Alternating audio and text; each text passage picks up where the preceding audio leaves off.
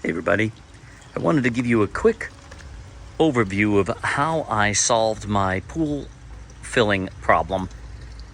So my pool does not have an automatic pool filler. A lot of pools nowadays when they're built, they have another cover like this where there's almost like a toilet filling style pump here that has a float, and when the float gets below a certain height, it will allow water in, very much like it would in your toilet tank.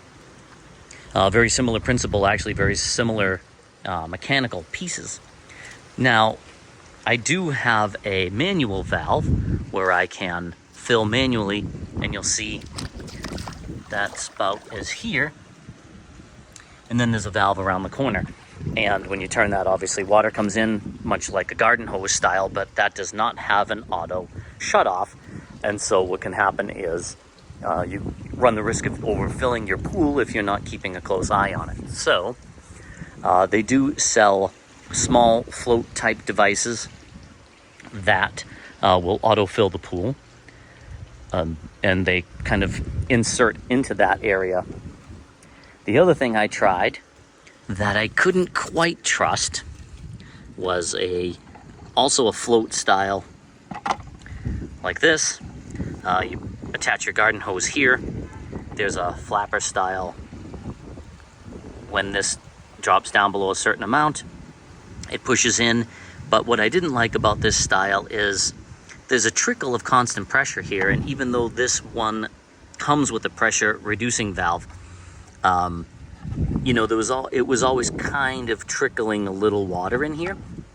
And also, because of that, I was afraid if this ever got moved for whatever reason, if, you know, the pool service was here and they happened to bump this, you know, like this, you'd be running water everywhere. The other thing I tried, because I wanted some control, instead of leaving this style always on, and like I said, there's a garden hose attached here and the water's turned on, and this is weighted so that this actually can't move. But I was a little hesitant leaving this unattended for long periods of time. Let's say you're away for a couple weeks on vacation or something. I was concerned about just the idea that this water would be here kind of unchecked. So I actually put a water timer on the garden hose so that I could control the water by a timer. So only during certain times of the day would this be permitted to run. But that wasn't quite as granular, and it was a little harder to dial in. So what I ended up doing was this. I actually, if you see here, had a couple of leads from the sprinkler system, and there's a, you know, you can see there's sprinkler leads here to water the plants, and I had a couple extra ones of those that I pulled. I actually extended them with, you can get an extension kit from various places. They were in this vicinity somewhere where there is no longer a plant, and I pulled these leads across here, just put a couple of bricks on them, and just leave them pointed in the pool here. You don't have to put blue tape on here. I just did that so that they stayed in kind of a set while I was putting them together, but threw a little brick on top. And the great thing about that is it runs on and off very reliably from my sprinkler system and puts water in the pool. Now, the cool thing about that is I know a few things. I know that it does cycle on and off. I know that the sprinkler system here is pretty reliable, and it's also, I'm able to control it by schedule, and I can fine-tune the schedule from anywhere because the system I have is connected to Wi-Fi, and I can fine-tune the schedule from anywhere and just keep an eye on the pool system. Now, for this pool and the rate of evaporation, I actually ended up having to pull 6 lines, so I have 2 more here that are pulled in here.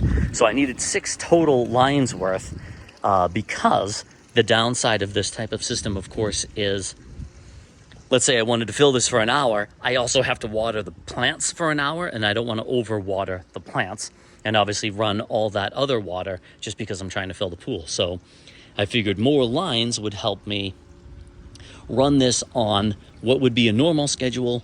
Usually these plants are getting water for between 20 and 30 minutes, depending on the season.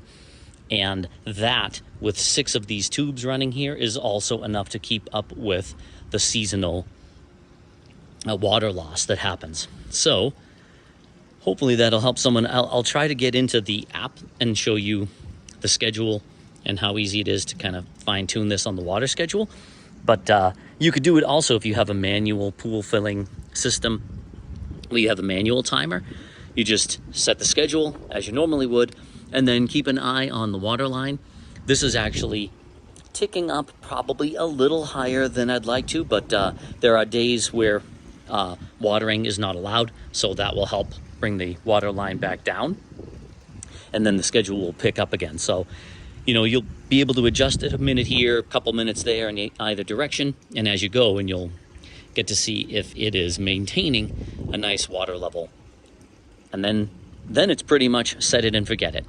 I was asking a couple of different pool places what it would take to put in a real auto-filling system, right? Since I clearly have over here where the filler spout is, there must be a water line somewhere in this area. So this is probably where my filler valve could go, but they would have to bash through all this decking here, dig it up, and tie it all in, and I didn't want to do that. So especially where I could just pull a couple of these lines and it's been really able to keep up with it. Okay. I hope that helps, and I hope that makes sense. It's pretty straightforward, really. Like I said, these lines are just, you know, I just reburied them from where I pulled them. You can actually kind of see this one sticking through the rocks here, but once you do that, you should be good to go. This system is controlled by my mobile app, actually. So let me fire up the mobile app so you can see this in action. And then I think you'll get the full picture of how this works. So here you have the Beehive mobile app, and you can see the default screen, and these are the scheduled programs. And you can click around and get a nice watering history of when the times were run, what the temperatures were at different days, and you can see the schedule, how it's mapped out as you've planned it. And then you can see your different watering zones and customize watering for each zone. What I'm going to do is run a test. I'm going to set this for 2 minutes, and then we'll take a look and watch this run back in the yard. Now you can see I hit test. This is going to run for a couple minutes, and then just goes and adds some water. I set it to run for 2 minutes. I'll just put some water in, and then you're all set. And it's just as simple as that. And then when it's done its cycle, these shut off, and off you go. All right, everybody. Thanks for watching.